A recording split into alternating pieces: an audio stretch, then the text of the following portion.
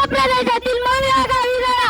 त्यांच्या वडिलांचे नाव रामजी मालोजी सकपाळ व आईचे नाव भीमाबाई असे होते. ते लहानपणी असल्यापासून खूप हुशार होते. डॉक्टर बाबासाहेब आंबेडकर शालेय शिक्षण घेत असताना खूप त्रास सहन करावा लागला. ते मुळीच खचले नाही.